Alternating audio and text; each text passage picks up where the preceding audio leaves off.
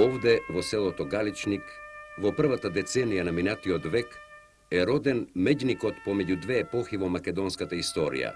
Самоукиот зидар и печалбар, комите и војвода, револуционер и поет, учебникар и фолклорист, граматичар и лексикограф, историчар и идеолог на македонскиот национален развиток, Ѓорѓе Апулевски.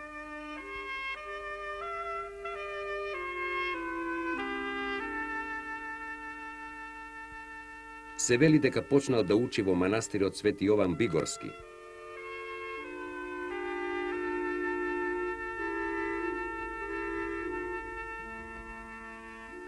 Но рано заминал со татка си на печалба во Романија. Подосна со своја џидарска тајфа доаѓа во Србија.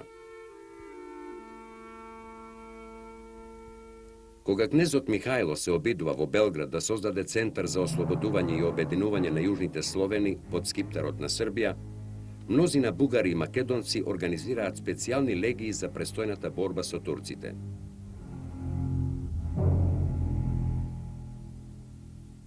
Тука, заедно со Илјо Малешевски, Димитар Беровски и други македонски комити и војводи, се наоѓа и Ѓорѓе Апулевски. Во борбите за истерување на турците од Белград во 1862-63 година, како наредник на понтонерска чета, зема учество и Пулевски.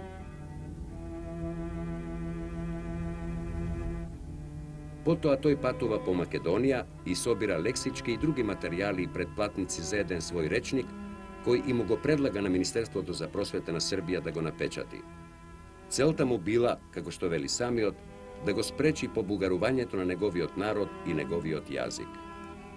Јас, откако ја разгледав состојбата и размислив како тие луѓе да се обрнат кон својот мајчин јазик, да се познаат себе си и својата народност, ја напишав оваа книга од повеќе јазици. Молбата му била одбиена, но Пулевски уште на почетокот на 1873 година му го поднесува ракописот на Министерството за надворешни работи. Ова, заради целите на својата пропаганда во Македонија, се согласило да го напечати, но под услов, како што се вели во решението, Бошковиќ и Милоевиќ да го преработат во договор со споменатиот Ѓорги. Меѓутоа, Пулевски си нашол неколци на своји земјаци и тие му го издале делото на своја сметка. Тоа беше израз на народните потреби да се продолжи делото на Данаила Москополецот и на Теодосија Синаицки. Така, во 1873 година, во Белград беше напечатена првата книга на Ѓорѓе Апулевски, речник од 4 јазика, која всушност е речник од 5 јазика, зашто македонските зборови и изрази се преведувани и на српски. Некни, Ономад, утре, сутра, задутре, преко сутра, внотра, унутра, утро, јутро, пладне, обед, подне, попладне, поподне, од утрина, јутрос. Потоа сите тие се преведени и на албански, турски и грчки јазик. Овој прирачник Пулевски го одбележува како прва част, а во предговорот објаснува дека им е наменет не само на учениците од основното училиште, туку и на возрастните што имаат потреба да ги знаат или да ги разбираат јазиците што биле во употреба во Македонија. Уште во јуни 1874 година Ѓорѓе Апулевски го предложил за печатење и вториот речник, но по негативната рецензија од Стојан Новаковиќ ракописот му бил вратен. Меѓутоа, Апулевски знаеше дека во 1871 година владата го одобри учебникот по географија од Јован Драгашевиќ, во кој се велеше: македонските словени се најстарите словени на овој Илирски полуостров, а може би и во Европа.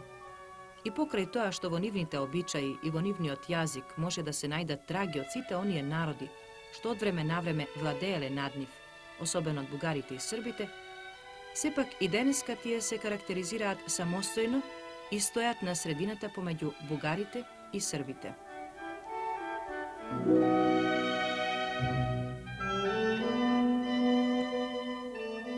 Пулевски исто така знаеше дека токму во тоа време 6 големи македонски епархии ја отфрлија бугарската екзархија и настапија со јасна македонска национална програма, како македонци, за свој јазик и своја црква.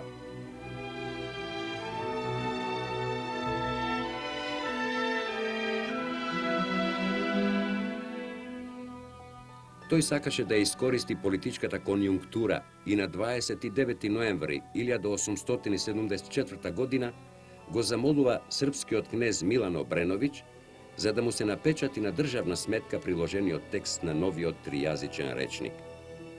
Пулевски вели дека кога бил во Македонија да си го распродава првиот речник и да собира предплатници за вториот, забележал, вели, како бугарите лажат и на кој начин го воведуваат нивниот бугарски говор докаде што ги стигнат. Поради што, вели, измислив начин како може да се спречи бугарското умилкување, за да не се цепка и побугарува народот со помошта на бугарските владици. Гледајќи своји интереси во овој зафат, српскиот кнез наредува да му се испрати ракописот на министерот за просвета и во 1875 година во државната печатница во Белград беше напечатен вториот прирачник на Пулевски, речник од 3 јазика, во кој македонскиот текст е преведуван на албански и на турски јазик. Некои нереченички делови се објавени само на славјано-македонски. Скоро половината од македонскиот текст Пулевски го позаемил од учебникот на Кузман Шапкарев од 1868 година, првоначални познанија за малечки деца. Меѓутоа, тој направил суштествени измени, особено во однос на националната определба на македонците и нивната татковина. Пулевски всушност прави разговорник, па вели: А како се вели нашево отечество? Наше отечество се вели Македонија и ние се именуваме славјано-македонци. На друго место Пулевски објаснува: Што се велит народ? Народ се велит луѓи кои се од еден род и кои зборуваат еднаков збор и кои живуваат и се другарат еден со други и кои имаат еднакви обичаи, песни и веселја. Тие луѓи ја викаат народ, а место во кое живуваат се велит отчество од тој народ.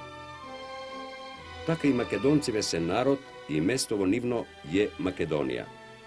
Ние каков јазик зборуваме и како го велат нашево зборување? Ние славјани, кои се наодиме во Македонија на јужноисточни крај Европа, од Шар до Доспат, старославјани сме и нашиот јазик се велит мијачки, кое значи чист разговор. Пулевски ја објаснува и македонската граматика, азбука, дава географски, етнографски и историски преглед на Македонија. Со сите овие и други информации, Пулевски прв преку учебник ја внесува во нашето училиште македонската национална идеологија и прекинува една традиција во многу значаен историски момент. Гледајќи го успехот на своите книги, тој уште на 25 мај 1875 година ја испраќа за печатење и својата трета книга, учебникот по македонската граматика, што го нарече Речница.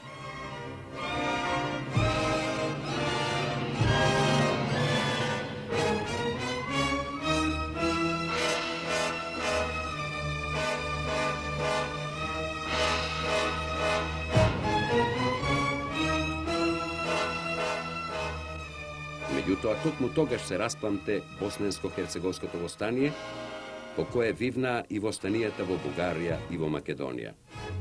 Пулевски зеде учество и во Српско-турската војна, но таа заврши неуспешно. А кога беше објавена Руско-турската војна во 1877 година, тој собра голема чета од македонци, печалбари и стана еден од челните војводи во авангардата на руските армии на Балканот. Учествува во ослободувањето на Бугарија и јурнува со другите македонски чети за ослободување и на Македонија.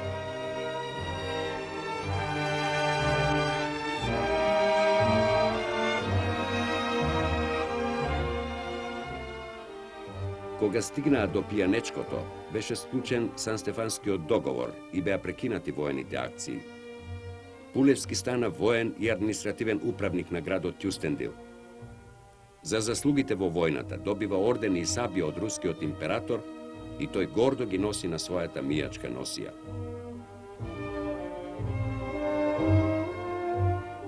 Сметајќи се како војувачка страна во војната, македонците беа уверени дека со Санстефанскиот договор ќе се обезбеди слобода и за Македонија. Во таа смисла и беа направени некои чекори од Русија. И Пулевски во својот национален романтизам се надеваше дека на Александра славните потомци ќе ја возобноват некогашната македонска државност и ќе ја имаат заштитата на православна и словенска Русија.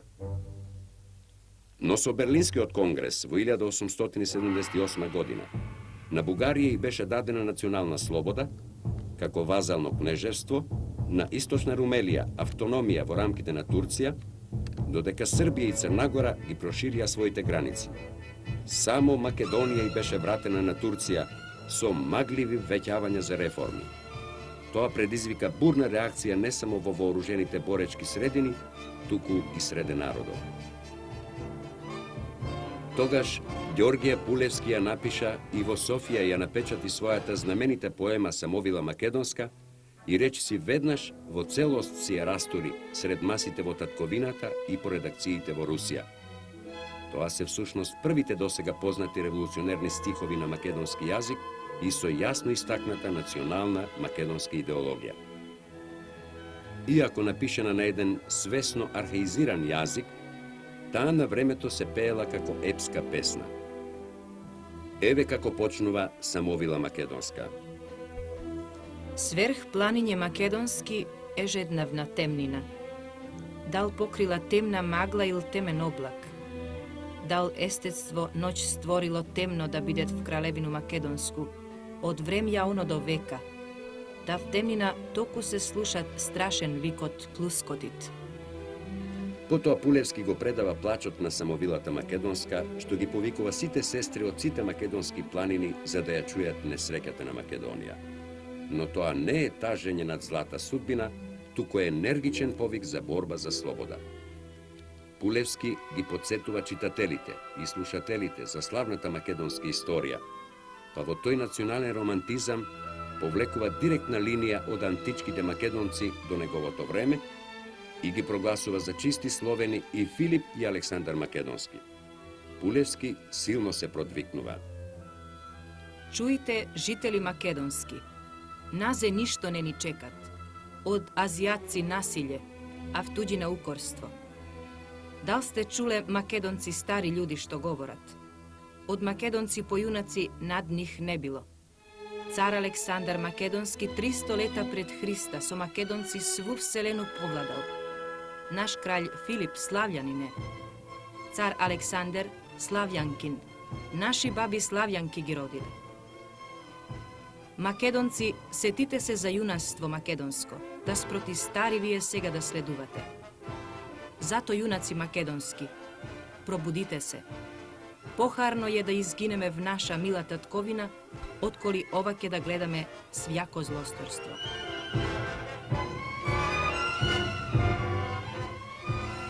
Апелите на Пулевски за востание не беа само поетски манир. Кога стана јасно дека Македонија пак ќе остане под турската власт, македонските војводи одново ги собраа четите, создадоа македонска војска и во октомври 1878 година го нападнаа турскиот гарнизон во Кресна, по кое веднаш вивна целата источна Македонија.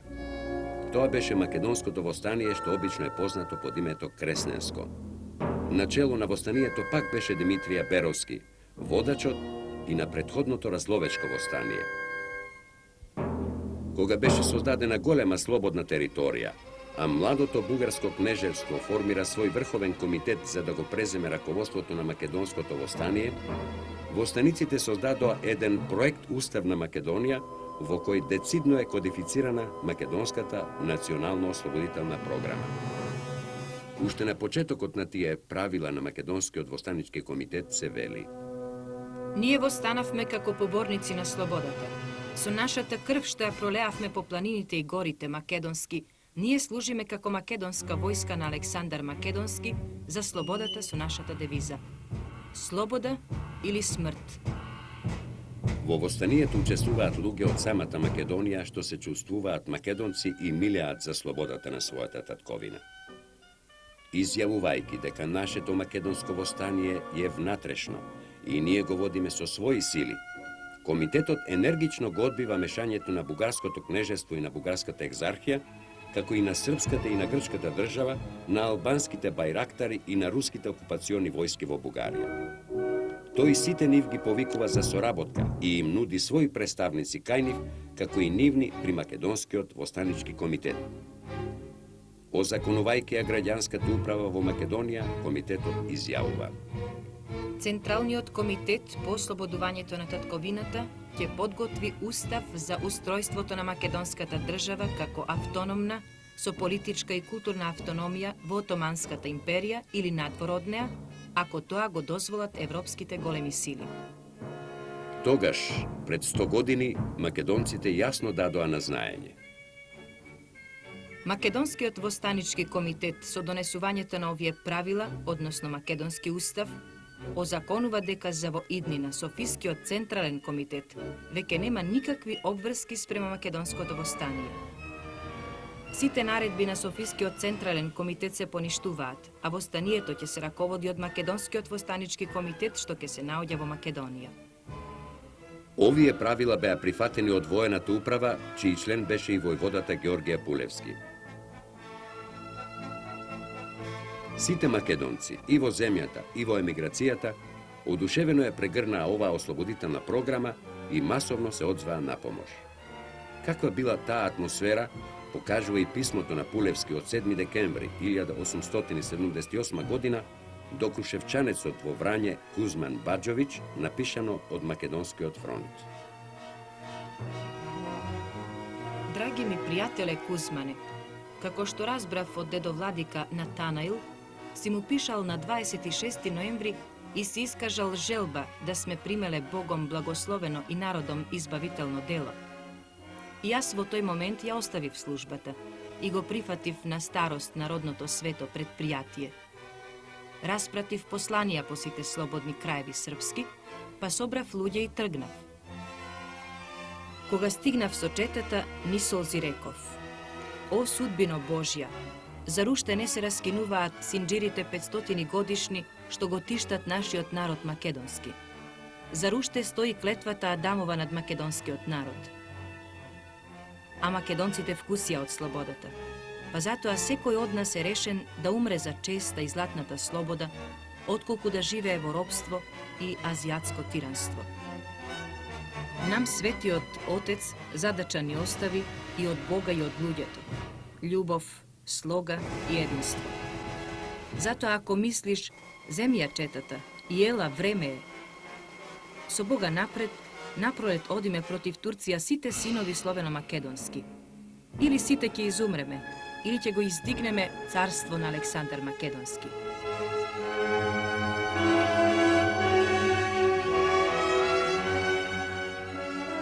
Во такво расположение Пулевски ја напиша поемата Самовила Македонска. Тогаш ги создаде и своите револуционерни песни, што заедно со некои народни песни во 1879 година во Софија ги објави во 2 одделни книжки под наслов Македонска песнарка.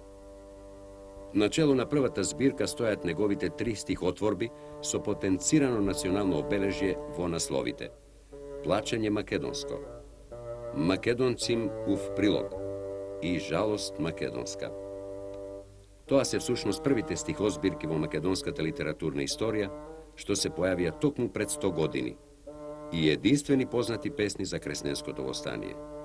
Зашто и овие стихови на Пулевски се пееле сред востаниците и сред народот.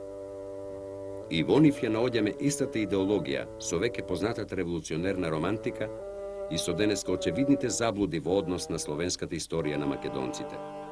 Стихотворбата Македонцим ув прилог тој ја започнува: Татковина е ово место мило македонцим, кралевина била под краљом Филипом. Старо царство јесте од цар Александра, наш цар македонски, познат Александар Велики ув Вселену. Наспроти архаичниот јазик во првите 2 негови песни, во третата, Жалост македонска, тој пее наполно во духот на народниот стих. Не жали станомори, не плачи. Не рони тие сълзи крвави, По тие леле бели образи, не расипувај си лицето. Како да лудоморе не жалам. Зад вчера стари татка ја укопах. Денеска мила мајка ми умре. А вчера леле книга ми дојде. Во Балкан мили брат ми загинал. Останав леле сирак сирота, без татка море лудо без мајка. Без татка лудо море без мајка останав, леле турска робиња.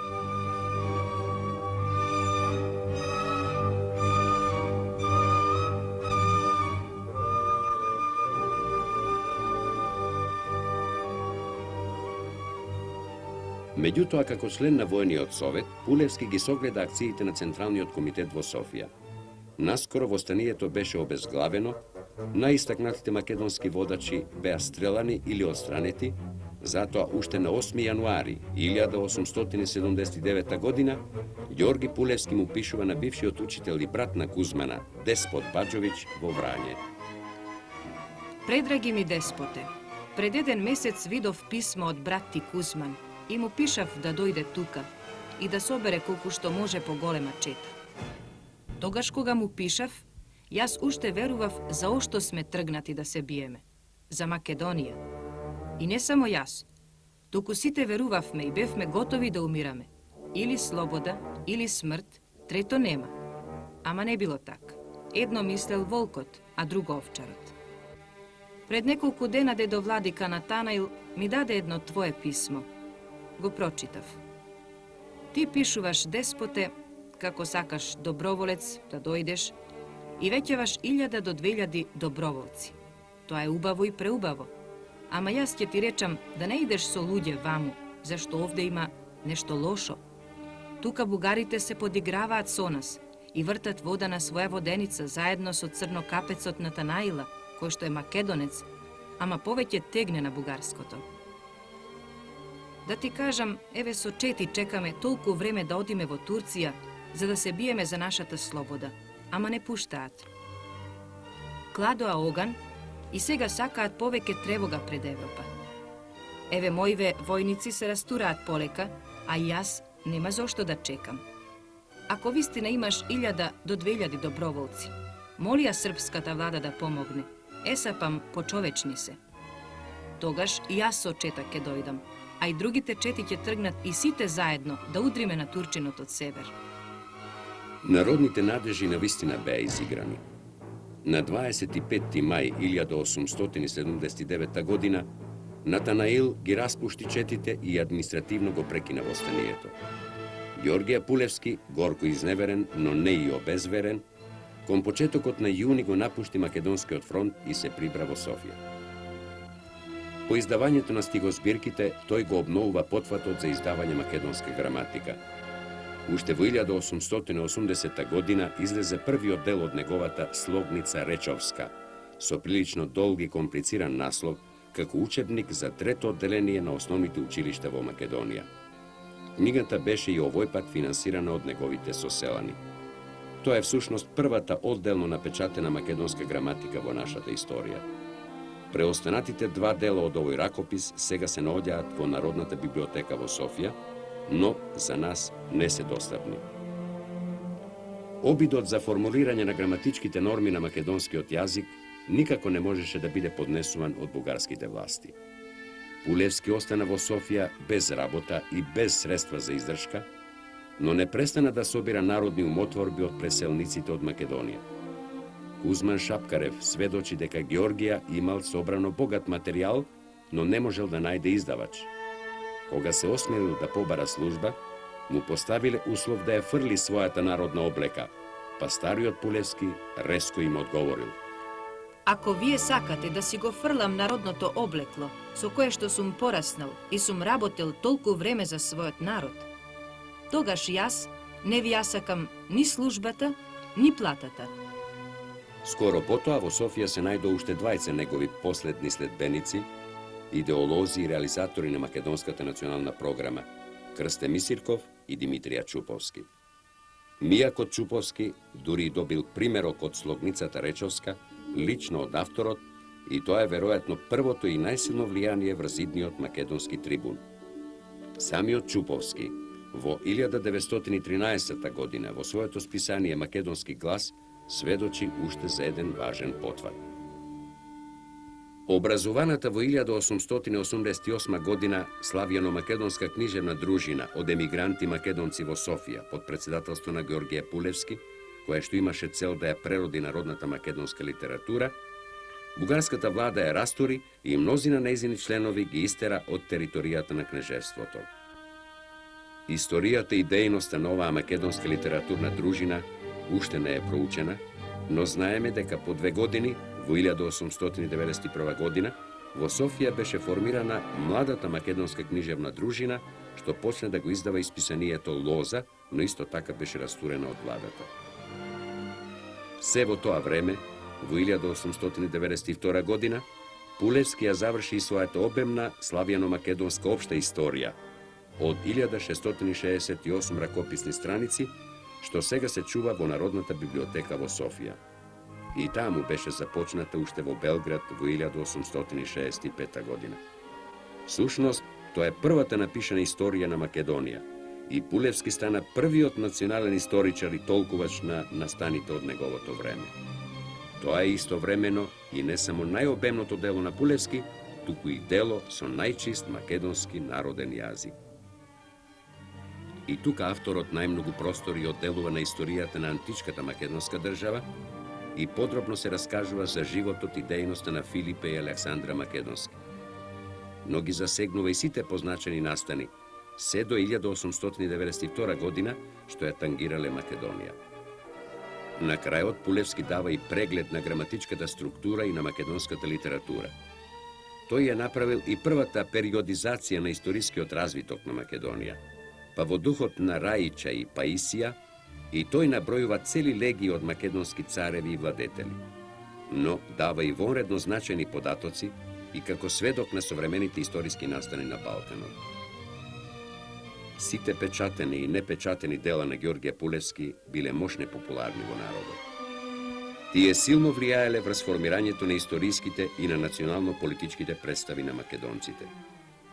Во ракопис му останале уште и други учебници и книги, како Родословница, Народна песнословница, Металоģија, Смислица, Логика, Буквар од 4 јазика, Обичаи и песни југословенски и други.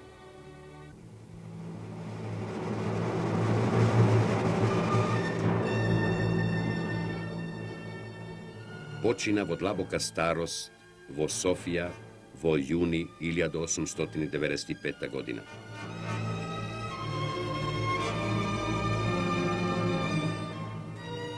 Самоукиот Георгije Пулевски без друго повеќе сакаше отколку што можеше, но остави дела со особена историска вредност во областа на учебникарството, лексикографијата, филологијата, литературата, науката и во Македонската револуција.